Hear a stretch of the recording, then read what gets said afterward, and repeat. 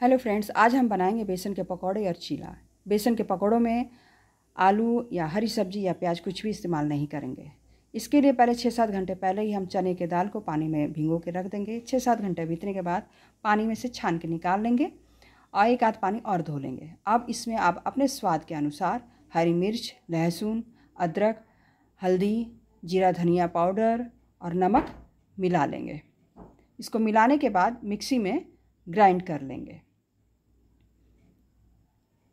अब इसको ग्राइंड करने के बाद इसको फेंटना होगा, तो कम से कम 15 मिनट हम इसको फेंटेंगे और वो भी एक ही डायरेक्शन में।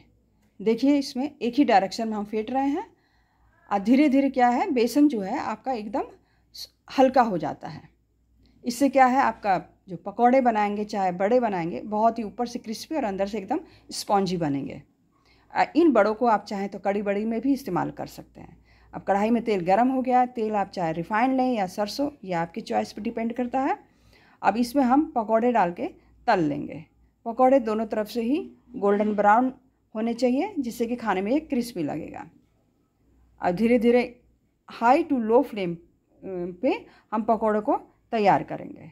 इधर अब चीला बनाने के लिए भी बेसन में थोड़ा सा और हमने पानी मिला लिया, पतला किया है इसको।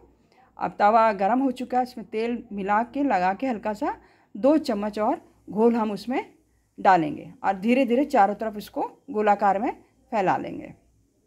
हाई टू लो फ्लेम पे इसको दोनों तरफ से क्रिस्पी कर लेंगे, गोल्डन ब्राउन करके। इसी तरह से सेक लीजिए दोनों साइड से और उसको उतारते समय फोल्ड करके उतारें। आप चाहें तो इन चीला से आप सरसों मसाले वाली सब्जी भी बना सकते हैं और उन पकौड़ों से आप कड़ी बड़ी भी बना सकते हैं। खाने में बहुत टेस्टी लगेगा। ये देखिए, हमारे पकौड़ा कितना अंदर से स्पॉन्जी है और ऊपर से एकदम क्रिस्पी लग रहा है।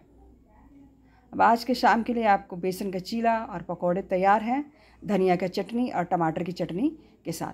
तो खाने का आनंद उठाइए। Thank you. Subscribe and like कीजिए।